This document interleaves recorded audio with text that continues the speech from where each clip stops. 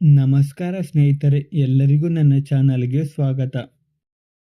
Comedy ಕಿಲಾಡಿಗಳ show ಮೂಲಕ ಖ್ಯಾತಿ ಪಡೆದ ಮಡೆನೂರು ಮನು ವಿರುದ್ಧ ಅತ್ಯಾಚಾರ ಆರೋಪ ಕೇಳಿಬಂದಿದೆ. ಬೆಂಗಳೂರಿನ ಅನ್ನಪೂರ್ಣೇಶ್ವರ ನಗರ ಪೊಲೀಸ್ ಠಾಣೆಯಲ್ಲಿ ಎಫ್ಐಆರ್ ದಾಖಲಾಗಿದೆ. ಕಿರುತೆರೆ ನಟಿಯೊಬ್ಬರು ಇವರ ವಿರುದ್ಧ ಈ ರೀತಿ ಆರೋಪವನ್ನು ಹೊರಡಿಸಿದ್ದಾರೆ. ಈಗ ನಟ ಮಡೆನೂರು ಮನು ಅವರಿಗೆ ಬಂಧನ ಭೀತಿ ಶುರುವಾಗಿದೆ. ಅವರ ನಟನೆಯ ಕುಲದಲ್ಲಿ ಕಿಲಾವುದ ಸಿನಿಮಾ ನಾಳೆ ರಿಲೀಸ್ ಆಗಬೇಕಿತ್ತು. ರಿಲೀಸಿನ ಸಂದರ್ಭದಲ್ಲಿ ಈ ಆರೋಪ ಕೇಳಿಬಂದಿದೆ. ಕಾಮಿಡಿ ಕಿಲಾಡಿಗಳ ಶೋನಲ್ಲಿ ಎಲ್ಲರನ್ನು ನಗಿಸಿ ಮಡೆನೂರು ಮನು ಅವರು ಫೇಮಸ್ ಆಗಿದ್ದರು. ಕುಲದಲ್ಲಿ ಕಿಲಾವುದೋ ಚಿತ್ರದ ನಾಯಕನಾಗಿ ಮಡೆನೂರು ಮನು ಅವರು ನಟಿಸಿದ್ದರು. ಈ ಚಿತ್ರ ಮೇ 23ರಂದು ಬಿಡುಗಡೆ ಆಗುತ್ತಿತ್ತು.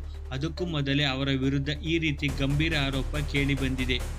ಈ ಆರೋಪದ ಬಗ್ಗೆ ಅವರೇ ಬಂದು ಸ್ಪಷ್ಟನೆ ನೀಡಬೇಕು. ಸದ್ಯಕ್ಕೆ ಈಗ ಅನ್ನಪೂರ್ಣೇಶ್ವರ ನಗರ ಪೊಲೀಸರು ನಟ ಮನುಗಾಗಿ ಹುಡುಕಾಟ ನಡೆಸುತ್ತಿದ್ದಾರೆ.